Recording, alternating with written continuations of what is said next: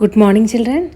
ഇതിനു മുമ്പുള്ള വീഡിയോയിൽ നമ്മൾ കരിക്കുലത്തിനെ എങ്ങനെ ഡിഫൈൻ ചെയ്യാം, what is the need of curriculum, what are the characteristics of curriculum, അതെല്ലാം നമ്മൾ നോക്കി അല്ലേ. ഇനി നമുക്ക് ഈ കരിക്കുലം പ്ലാനിങ്ങിൻ്റെ എഫക്റ്റ് ചെയ്യുന്ന കുറച്ച് ഫാക്ടേഴ്സ് ഉണ്ട്.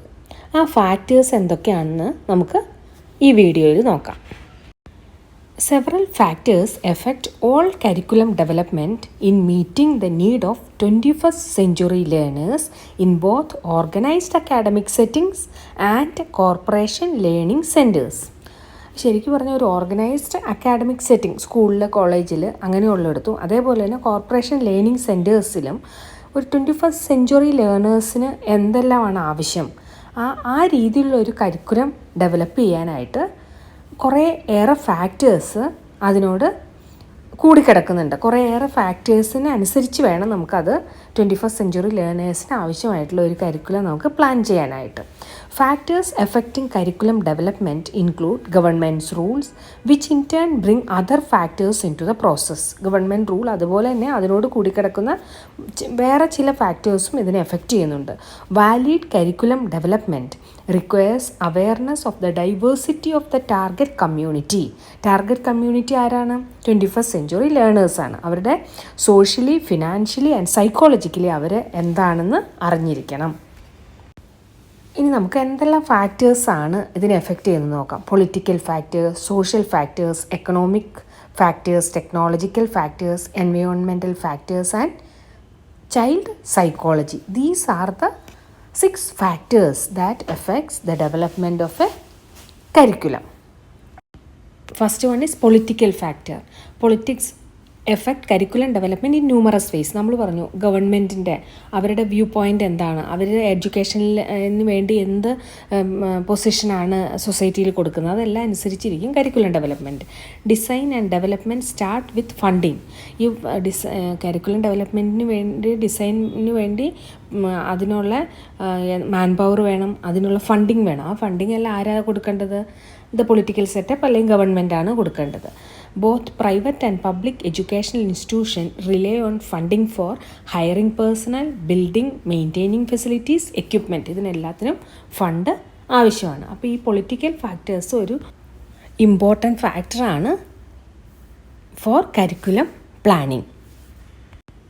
സെക്കൻഡ് ഫാക്ടറാണ് സോഷ്യൽ ഫാക്ടർ.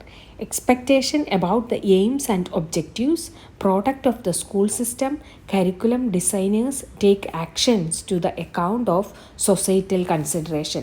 സൊസൈറ്റിയിൽ എഡ്യൂക്കേഷൻ്റെ സ്ഥാനം എന്താണ്, ഹ്യൂമൻ ബീയിങ്ങിനുള്ള പൊസിഷൻ എന്താണ്, അതെല്ലാം അനുസരിച്ചായിരിക്കും കരിക്കുലം ഡെവലപ്മെൻറ്റ്. അപ്പോൾ കരിക്കുലം ഡെവലപ്മെൻറ്റിനെ എഫക്റ്റ് ചെയ്യുന്ന വേറൊരു ഫാക്ടറാണ് സോഷ്യൽ ഫാക്ടറാണ്. സോഷ്യൽ സെറ്റപ്പ് എന്താണ്, ആ പർട്ടിക്കുലർ സ്ഥലത്ത് സോഷ്യൽ സെറ്റപ്പ് അനുസരിച്ചും കരിക്കുലർ പ്ലാനിങ്ങിൽ ഡിഫറൻസ് ഉണ്ടാകും.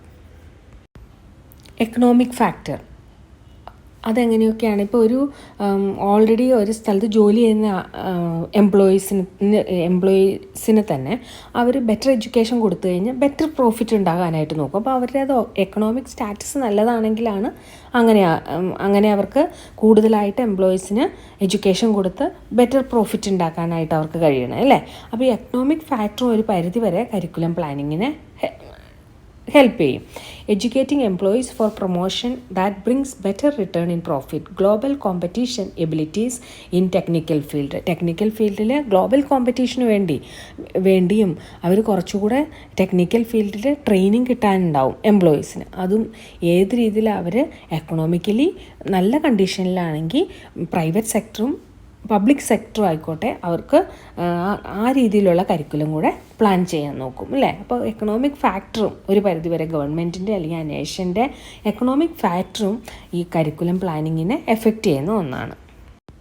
ടെക്നോളജിക്കൽ ഫാക്ടേഴ്സ്, അത് ഈ ടെക്നോളജി എങ്ങനെ യൂട്ടിലൈസ് ചെയ്യണം, ഓരോരോ ലെവൽ ഓഫ് എഡ്യൂക്കേഷനിൽ പല പല രീതിയിലായിരിക്കും അല്ലേ.